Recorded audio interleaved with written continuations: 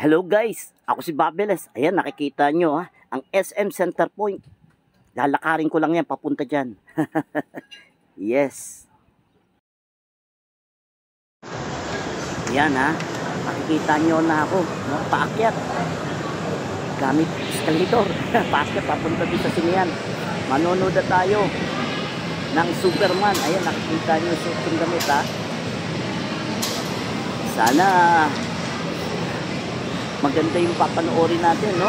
Talaga namang excited na ako. Excited na ako sa Superman na yan. Kaya ito, dito na tayo sa taas.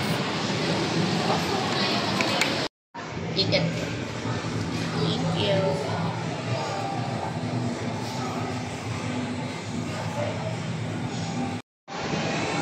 Yan.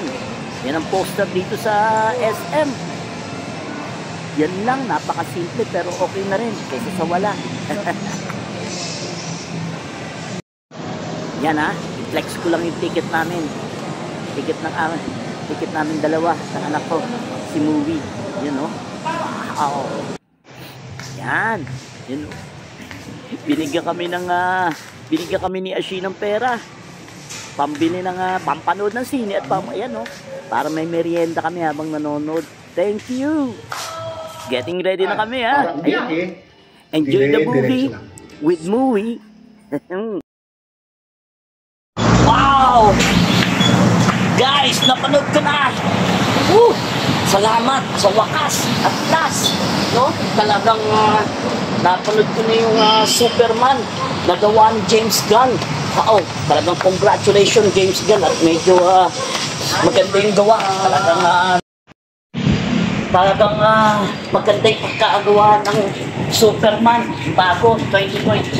Medyo talagang napahanga. Talagang ang dami kong kaya yung mga hindi pa nakakapanood, huwag mo yung panoorin ng aking vlog. Dahil sasabihin ko po lahat ng galing talaga doon yung bida, yung bagong bida ng Superman. Talagang okay na rin, tanggap ko na siya bilang bagong Superman.